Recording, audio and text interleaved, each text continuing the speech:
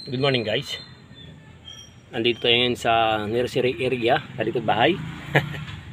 Mga gamot natin.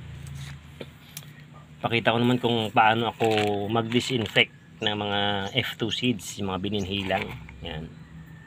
Bututo ng sitaw, magtatanim tayo ng sitaw. Actually, meron na tayong nakatanim.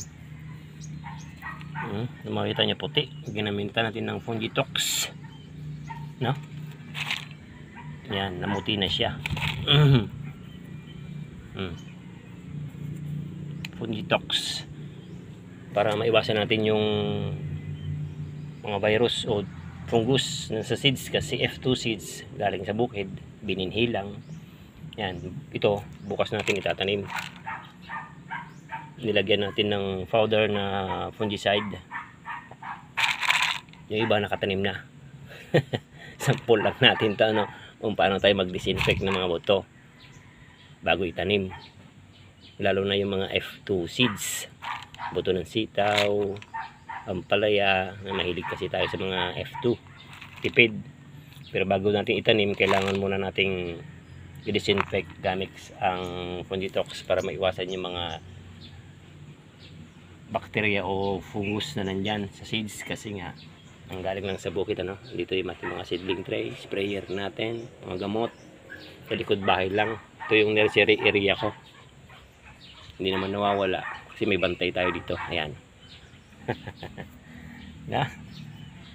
Yan yung pamamaraan kung paano tayo makapag tanim ng F2 seeds. I-disinfect lang. May nalaglag na tuloy. Pag itsura nito ay yan, hanggang sa mamuti lang siya. Ayan.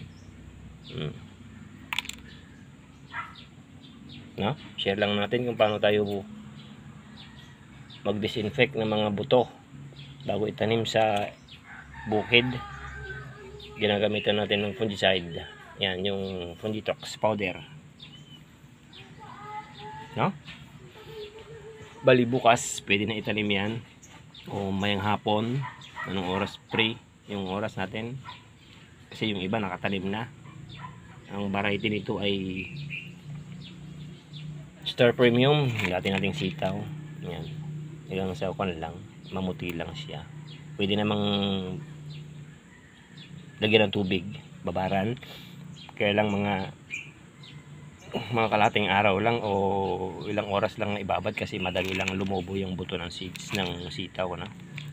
Buto ng sitaw, ayan, bago itanim, para mamatay yung mga fungus na nandyan, no?